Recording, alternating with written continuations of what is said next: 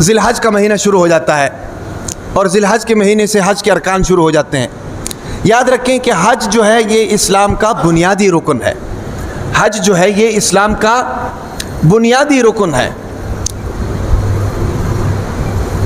روزہ ہو گیا، نماز ہو گیا، زکوٰۃ ہو گیا، حج ہو گیا۔ کیا ہو رہا ہے؟ بند ہو گیا۔ 4 بنیادی ارکان ہیں اسلام کے: روزہ، نماز، زکوٰۃ اور اس طریقے سے جناب حج۔ یہ بنیادی ارکان ہیں۔ ان میں سے ایک بنیادی رکن جو ہے نا یہ حج ہے۔ حج ہے، سمجھ آ رہی کہ نہیں؟ جو انشاءاللہ کچھ دنوں بعد جو حاجی یہاں سے گئے ہیں وہ سر انجام دیں گے۔ 3 قسم کی عبادات شریعت نے اپنے ماننے والوں کو بتائی ہیں۔ 3 قسم کی عبادات۔ یہ شریعت حج کیسی عبادت ہے اس بارے میں سمجھا رہا ہوں۔ 3 قسم کی عبادات شریعت نے اپنے ماننے والوں کو بتائی ہیں۔ ایک وہ عبادت ہے جس کا تعلق مال کے ساتھ ہے، جسے ہم مالی عبادت کہتے ہیں۔ مثلا زکوٰۃ دے دینا ہے بھئی، صدقات کا اہتمام کرنا، زکوٰۃ کا اہتمام کرنا، یہ ہے مالی عبادات، نفلی صدقات وغیرہ۔ اور دوسری عبادت ہے بدنی عبادت، جس کو ہم اپنے جسموں کے ساتھ اور اپنے بدن کے ساتھ اس کو سر انجام دیتے ہیں، جیسے نماز ہو گیا ہے بھئی، یہ بدنی عبادت ہے۔ اور تیسری قسم عبادت کی یہ ہے جو مالی بھی ہے اور بدنی بھی ہے، جس میں ہمارا مال بھی لگتا ہے اور جس میں ہماری جان بھی لگتی ہے، ہم تھکتے بھی ہیں۔ اور وہ عبادت جو ہے نا جی حج کی عبادت ہے۔ سمجھ آ رہی کہ نہیں؟ وہ حج کی عبادت ہے۔ تو بنیادی ارکان میں سے حج جو ہے نا جی ایک رکن ہے، بنیادی رکن ہے۔ اس کے بعد جب حاجی حج کے لیے جاتا ہے نا جی تو سب سے پہلا کام کیا کرتا ہے؟ سب سے پہلا کام احرام باندھنا ہوتا ہے۔ کیا ہوتا ہے جی؟ احرام باندھنا ہوتا ہے۔ اب احرام کیا ہے؟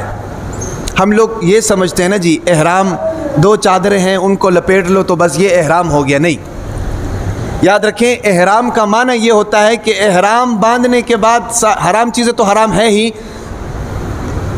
حلال چیزیں بھی کچھ حرام ہو جاتی ہیں جن کو ممانعت احرام کہتے ہیں۔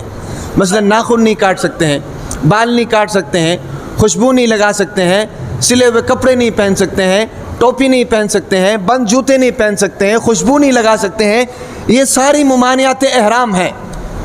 سمجھ آ رہی کہ نہیں؟ یہ اللہ تعالیٰ کی طرف سے احرام باندھنے کے بعد حرام ہو جاتی ہیں۔ یہ احرام ان کو حرام کر دیتا ہے۔ یہ احرام کا اصل مقصد یہ ہے۔ سمجھ آ رہی کہ نہیں؟ اور پھر احرام باندھ کر اللہ تعالیٰ احرام باندھنے والے کو ایک تصور دیتے ہیں۔ وہ تصور کیا ہے کہ احرام باندھنے والا اس تصور سے احرام کو باندھتا ہے کہ یا اللہ میں آپ کے حکم پر آ گیا ہوں۔ ہاں، گویا کہ میں کفن باندھ کر آپ کے حکم پر سر خم تسلیم کرنے آ گیا ہوں۔ یہ ہے احرام کا تصور۔ کچھ حاجیوں کو آپ نے دیکھا ہوگا اسی احرام کو لا کر رکھ دیتے ہیں، کفن کے طور پر بھی رکھ دیتے ہیں۔ تو احرام کا تصور یہ ہے کہ احرام باندھنے والا اپنے عمل سے یہ بتا رہا ہوتا ہے کہ یہ احرام جو ہے میں حج کے لیے باندھ رہا ہوں، گویا کہ یہ اللہ تعالیٰ کے لیے مر مٹنے کا ایک عزم ہے، ایک ارادہ ہے۔ آج تو میں حج کرنے کے لیے جا رہا ہوں، کل اگر اللہ تعالیٰ مجھ سے قربانی مانگتے ہیں، جان کی قربانی، تو میں اس کے لیے بھی تیار ہوں۔ سمجھ آ رہی کہ نہیں؟ اور پھر اس کے بعد ایک اور عظیم کام جو حاجی کرتا ہے، حج کرتے ہوئے جس کی ابتدا کرتا ہے، وہ کیا ہے؟ تلبیہ ہے۔ لبیک اللہم لبیک لبیک لا شریک لک لبیک ان الحمد والنعمت لک والملک لا شریک لک۔ یہ تلبیہ ہے۔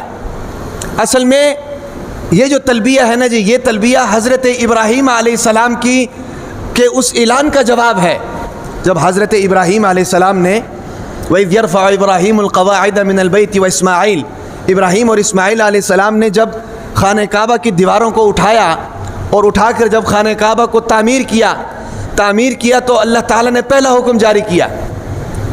کیا کہا کہ وَأَذِّن فِي النَّاسِ بِالْحَجِّ يَأْتُوكَ رِجَالًا وَعَلَىٰ كُلِّ ضَامِرٍ يَأْتِينَ مِنْ كُلِّ فَجٍّ عَمِيقٍ، کہ ابراہیم علیہ السلام اس پہاڑ کے اوپر چڑھ جاؤ اور اعلان کرو کہ میں نے اللہ کے گھر کو بنا دیا ہے، اب حج کرنے کے لیے آ جاؤ۔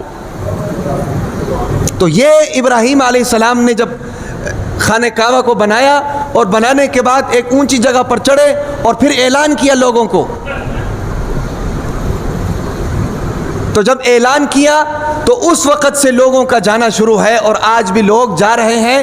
تو یہ جو تلبیہ ہے نا جی لبیک اللہم لبیک، یہ اصل میں اس اعلان کا جواب ہے کہ اے ابراہیم جو تو نے اعلان کیا تھا اللہ تعالیٰ کے حکم پر، میں اس کے لیے آ گیا ہوں. اور پھر وہ حاجی اللہ تعالیٰ سے کہہ رہا ہوتا ہے کہ یا اللہ آپ کے حکم پر میں حاضر ہو گیا ہوں، لبیک اللہم لبیک، یا اللہ میں حاضر ہو گیا ہوں، اپنا سب کچھ چھوڑ چھاڑ کر آپ کے حکم کی تکمیل کے لیے حاضر ہو گیا ہوں. سمجھ آ رہی کہ نہیں؟ یہ ہے اصل میں اس کا پس منظر.